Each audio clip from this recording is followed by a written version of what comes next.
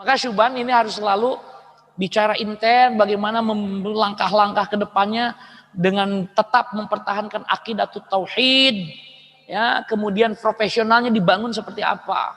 Ya, saya kira di Syuban lebih lebih pas lah untuk bisa membicarakan lebih lanjut masalah itu, karena masing-masingnya backgroundnya kan variasi. Nah, dari berbagai background itu bicara, duduk bersama, membicarakan masalah-masalah yang besar.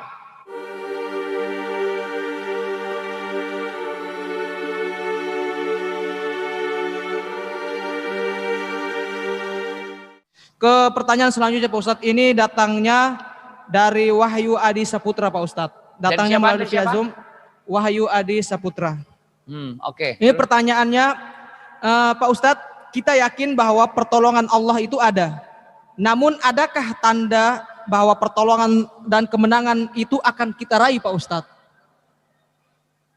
Iya. Baik, ya. Makanya oleh sebab itu pertanyaan Akhi Wahyu ya, dari Jawa Timur bukan? Tidak mencantumkan. Enggak nyebut ya, dari Surabaya bukan? Oke, baik. Akhinal Habib, jadi inilah paradigma sejak awal harus dibangun, bahwa pertolongan Allah dengan kemenangan itu jangan senantiasa dimaknai adalah kebebasan, free will gitu kan, kebebasan, keinginan semua terpenuhi, bukan. Tapi kemenangan itu di saat kita ketika syariat ini gitu kan, ketika syariat Islam ini diterima berbagai pihak, itu kemenangan nyata. Yang asalnya yang merasakan dan mengakui syariat itu hanya kita. Berarti apa tadi, pertolongan apa kalau hanya kita? Pertolongan pribadi, ya, an-nasru ad-dakhili. Tapi kalau kemudian yang Anda maksudkan pertolongan nyata, itu tadi ketika orang-orang menerima syariat. Jadi menang itu tidak harus menang dalam peperangan, itu salah satu bentuknya saja, tapi bukan satu-satunya pertolongan Allah, bentuk pertolongan Allah. Maka oleh sebab itu tadi bagaimana dan kapan itu sangat tergantung kita juga. Permasalahannya karena Allah mengatakan Allah tidak akan merubah keadaan satu kaum. Innallaha la yughayyiru ma biqaumin hatta yughayyiru ma bi anfusihim. Seakan-akan karena nanti ada paradigma ayat lain juga sama, pada akhirnya kita akan berhasil jika sesuai dengan kehendak Allah, itu dalam riwayat, dalam hadis, dalam ayat lain. Tapi ayat ini mengatakan Allah tidak akan merubah keadaan seseorang, suatu kaum itu kan bisa berarti Allah tidak akan merubah keadaan kumpulan lelaki gitu kan, sehingga para lelaki itu merubah keadaan dirinya mereka sendiri. Atau dengan kata lain, Allah tidak akan merubah keadaan suatu kaum sehingga kemudian sehingga mereka sendiri, kaum tersebut, merubah keadaannya. Tapi tafsiran lain begini, Allah tidak akan merubah nikmatnya, bimakna nikmat. Allah tidak akan merubah nikmat yang ada pada suatu kaum sehingga kaum tersebut merubah nikmat itu sebagai usaha ajang kemaksiatan, yang dengan itu kemudian Allah merubah nikmat tadi menjadi azab. Misalnya air di sungai jernih sekali, itu akan tetap mengalir menjadi indah, bermanfaat selama kita mensyukurinya. Tapi ketika kita merubahnya ini menjadi alat untuk maksiat, misalnya dijadikanlah tempat wisata. Sesungguhnya asalnya sampai situ masih boleh itu tempat wisata. Tapi kalau kemudian tempat wisatanya bukan lagi tempat wisata syariah, tapi itu menjadi tempat wisata remang-remang, maka di situ akan berubah asal nikmat menjadi azab, menjadi siksa Allah tabaraka. Itu yang kemudian berubah, atau innallaha la yughayyiru, tidak akan merubah, itu di situ. Itu bimakna nikmat, ya. Oke. Jadi ini saya kira untuk Akhil Habib Wahyu yang dapat saya jelaskan. Maka oleh sebab itu pertahankanlah akidah kita dakwahkanlah kebaikan-kebaikan itu kepada manusia lainnya, maka pertolongan nyata dalam paradigma kita, pertolongan nyata perspektif kita, diterimanya syariat, atau kita menjadi dalam tanda petik ketika memutuskan berbagai hal itu tidak ada yang menghalangi, maka harus ada upaya-upaya dakwah, upaya-upaya menolong agama Allah dulu, baru kemudian nanti Allah yang akan menolong kita. Intan surullaha yansurkum wa yutsabbit aqdamakum. Gitu ya. Demikian yang bisa saya jawab. Wallahu a'lam bissawab.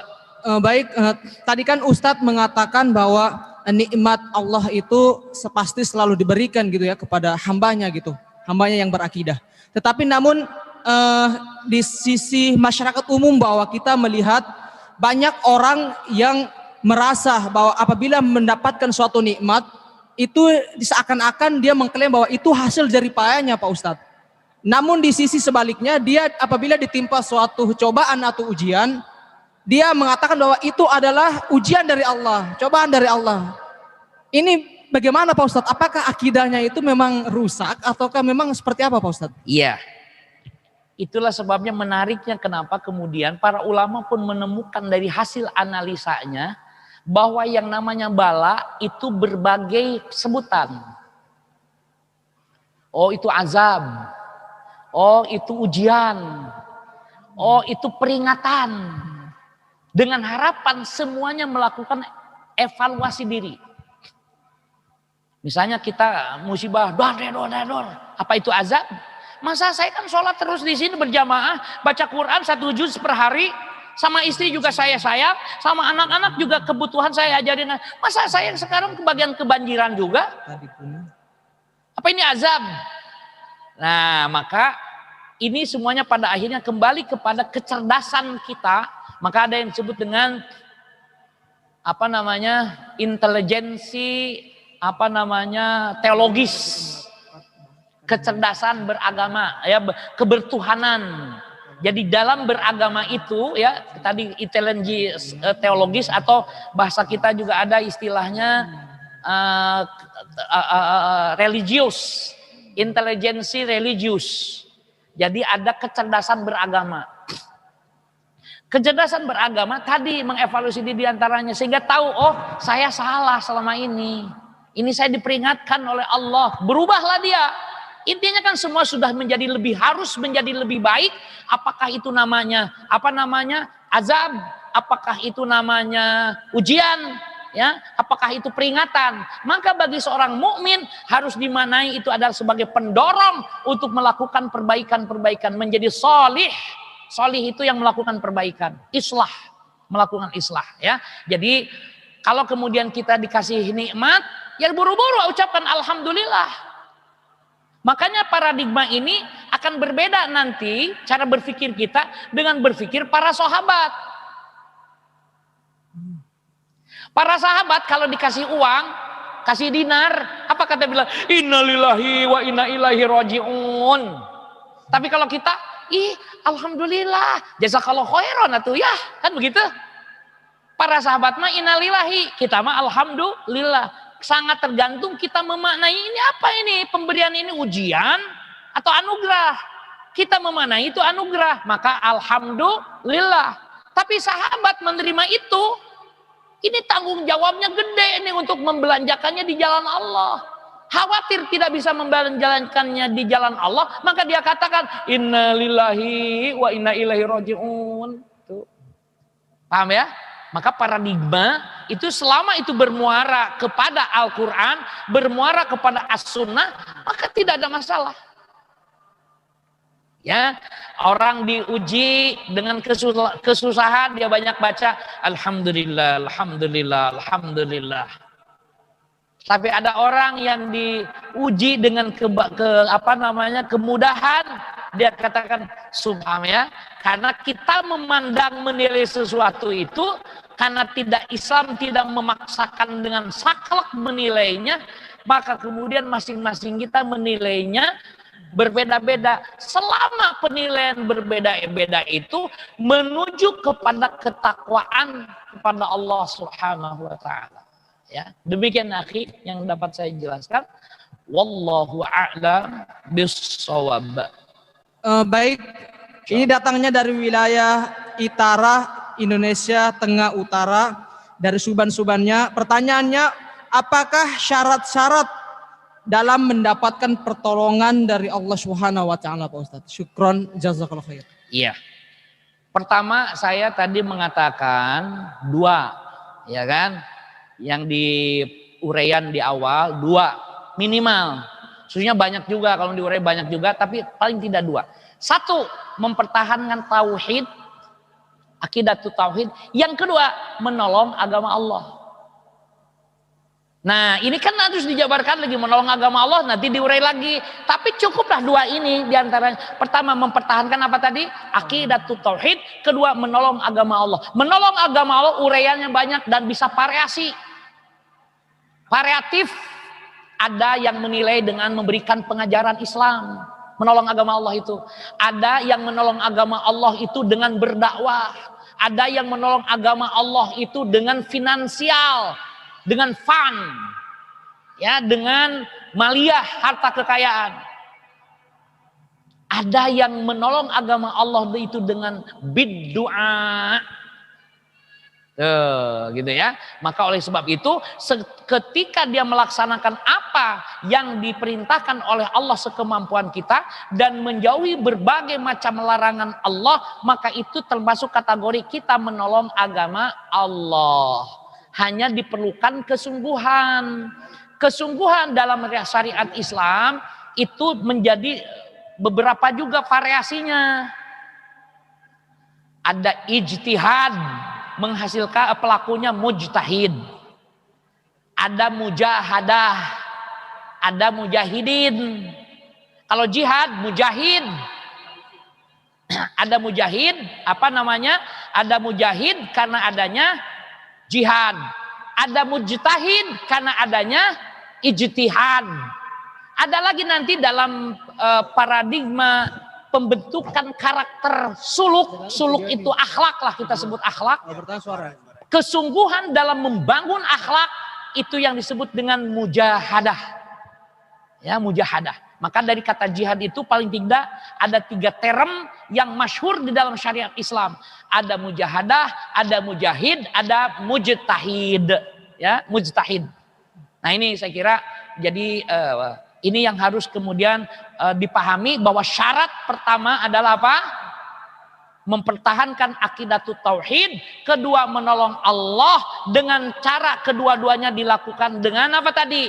Dengan ijtihad, dengan jihad, dan dengan mujahadah.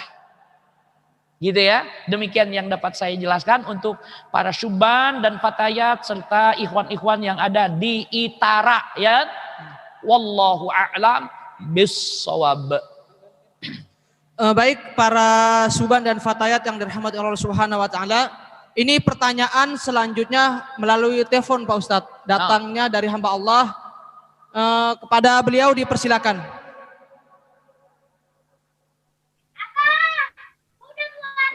Ya, Assalamualaikum warahmatullahi wabarakatuh. Halo, Assalamualaikum, terdengar suara kami? Ya, terdengar. Halo, Assalamualaikum.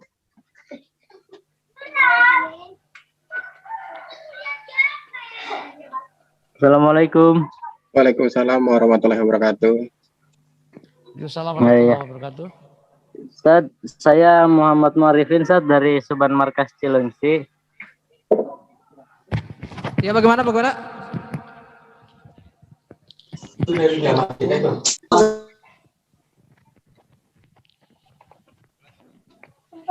Mohon diulangi pertanyaannya, dari mana?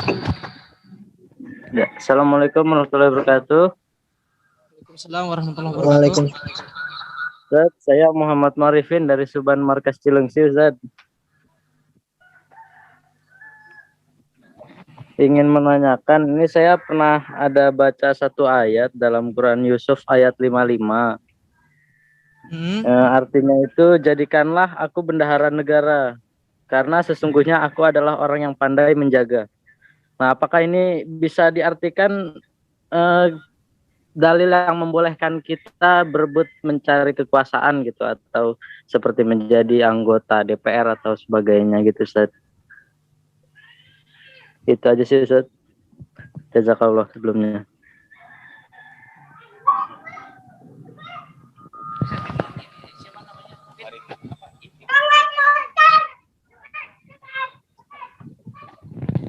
Intinya apa?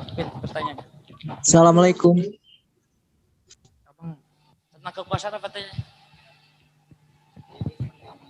Nah, Oh, minta kekuasaan. jadi gini Ustadz, jadi dia mengutip satu ayat di surah Yusuf ayat 55. Jadi di situ kurang lebih arti dari ayat itu seperti ini. Jadikanlah aku bendahara negara karena sesungguhnya aku adalah orang yang pandai menjaga. Jadi pertanyaannya itu apakah ini bisa dijadikan sebagai dalil bolehnya seorang itu berjuang di kancah politik Pak Ustadz? Artinya dia mau caleg jadi DPR kah atau dari petinggi-petinggi negara Pak Ustadz? Syukron. Baik. Pertanyaan yang bagus sekali. Mengutip tentang kisah Nabi Yusuf, ya kan? Ikhwan, di situ kan Nabi Yusuf. Kenapa? Ini ada hadis yang tidak menjelaskan tidak boleh meminta amanat.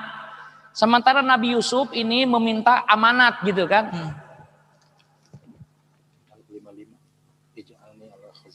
Ya baik, jelas sekali, betul bahwa Nabi Yusuf meminta dijadikan orang yang mengurus tentang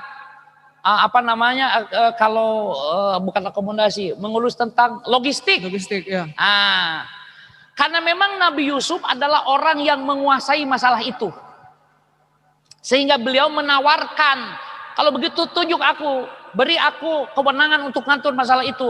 Aku ini orang amanah itu. Jadi syaratnya memang ada amanahnya dulu. Dan dalam bahasa kita apa? Artinya profesional itu apa ya? Ada satu istilah di dalam literatur Islam itu ada profesional namanya. Ya apa? Ya oke, artinya pertama ada nilai amanah, kedua profesional. Dan itu bukan masalah kepemimpinan. Masalahnya subkeahlian. Karena keahlian tersebut sangat bermanfaat, gitu ya. Oke. Adapun tadi yang dilarang oleh Rasulullah Shallallahu Alaihi Wasallam tentang sahabat yang minta jabatan keamiran, aku tidak akan berikan keamiran ini kepada orang yang memintanya, juga tidak akan aku berikan kepada orang yang enggan terhadap keamiran ini.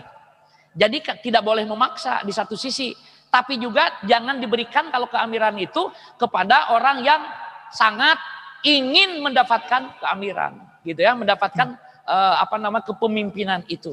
Nah, jadi kita dapat lihat kalau di dalam peristiwa tadi peristiwa Nabi Yusuf memang memiliki capability yang yang memadai.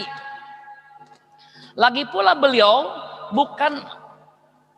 Nah, maka oleh sebab itu perlu saya kira bagi para penyelenggara lembaga-lembaga tentu ada yang fit and proper-nya itu adalah nilai amanah. Sejauh mana kejujuran itu amanahnya itu. Dan itu tidak bisa direkayasa. Ya. Terus gimana kalau memang tidak bisa direkayasa ngukurnya?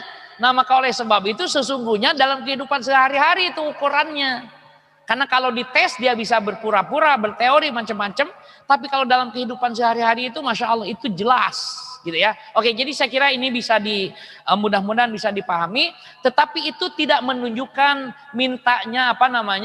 mintanya kekuasaan dalam pengertian yang tidak kekuasaan yang berpengaruh kepada umat, tapi yang meminta bukanlah orang yang amanah dan profesional. Ya, jadi syaratnya harus apa tadi? Amanah dan profesional dalam bahasa kita. Dan maksud saya ya profesional itu dia memiliki keahlian, dan keahlian ini ya harus ada buktinya. Kalau sekarang kan serba ada istilahnya, ada sertifikatnya. Sudah Mir, angkat saya jadi Amir Maliyah, akan saya urus masalah keuangan misalnya gitu ya. Tapi yang minta itu memang dia pakar keuangan, pakar strategi keuangan juga, kemudian dia juga amanah, yang paling penting amanah tadi ya. Karena buktinya kalau masalah keamiran Nabi tidak memberikan. Demikian saya kira yang bisa saya jawab.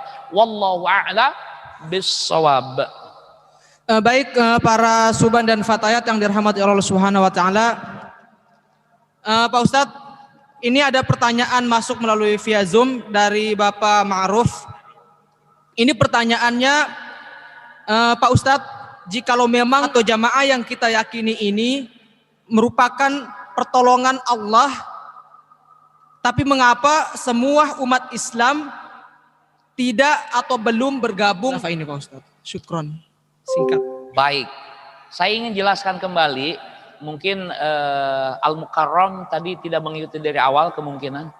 Saya katakan bahwa pertolongan Allah itu ada yang bersifat lokal. Ketika lokal, Nabi Yusuf diberi kekuasaan asalnya cuma logistik. Kemudian si Raja Mesirnya percaya, diberi kekuasaan logistik. Pada akhirnya kalau tidak salah di dalam tafsir itu kemudian Nabi Yusuf diberikan kewenangan luas. Sampai pada akhirnya kemudian Nabi Yusuf diperkenankan mengurus Mesir secara keseluruhan. Jadi kita jangan, kata orang Sunda, jangan ngarau kusiku. Ngarau kusiku apa ya? Jangan begitu sangat ingin begitu, bertahap ya. Allah pasti lebih mengetahui kenapa hari ini kita belum diberikan banyak yang mendukung, karena bisa jadi, sekali lagi, bisa jadi kita belum siap untuk memanajerialnya, memanagenya. Ya, bisa jadi. Jangan-jangan nanti banyaknya pengikut malah nambah masalah baru. Masalah aja. Akhirnya kemudian dimaknai pertolongan Allah dimaknai jadi bala dari Allah Subhanahu wa taala. Jangan sampai begitu ya. Maka oleh sebab itu maka dengan logika tadi kita harus siap nih syuban fatayat untuk melanjutkan kepemimpinan ini dengan penuh amanah dan tanggung jawab serta profesional. Nanti insya Allah pada saat kalianlah atau pada saat setelah kalian insya Allah bukakan. Ya kan? Kalau sekarang kan ngurus ikhwan kita dari Gaza saja kan, Masya Allah ya. Dari Palestina ada berapa orang? Masya Allah. Seperti itulah ya. Maka syuban ini harus selalu bicara intens bagaimana langkah-langkah ke depannya dengan tetap mempertahankan akidatut tauhid. Ya, kemudian profesionalnya dibangun seperti apa? Ya, saya kira di syuban lebih lebih pas lah untuk bisa membicarakan lebih lanjut masalah itu, karena masing-masingnya backgroundnya kan variasi. Nah dari berbagai background itu bicara, duduk bersama, membicarakan masalah-masalah yang besar. Kalau masalah kecil, kalau kita bicara besar, kalau Anda ingin jadi orang besar ya bicaranya bacalah masalah besar yang harus diselesaikan. Bukan masalah furu, masalah cabang. Masalah furu ya sudah adalah yang ini. Meskipun saya katakan itu juga perlu dibicarakan. Tapi jangan terlalu fokus kepada masalah-masalah furu. Sebaiknya kita bicara masalah-masalah yang besar. Sehingga masalah-masalah ranting yang kecil akan terjawab. Biiznillah insya Allah. Ya. Demikian saya kira untuk Syekh Syekh Ma'ruf ya. Ma'ruf. Yang dapat saya jelaskan. Jadi logikanya itu dikembalikan kepada kita. Kita ditolong, namun kekuatan pertolongan kita bisa saja internal. Adapun eksternal baru bersifat lokal, karena kita geraknya di situ melulu gitu tuh. Diriasa aja uplek-uplekan di situ diriasa. Gak mau keluar kemana gitu kan. Padahal juga dunia sangat membutuhkan kita, insya Allah kita pun bisa bekerja sama dengan umat Nabi Muhammad yang lain yang sama-sama mengusung rahmatan lil alamin. Demikian wallahu a'lam bissawab.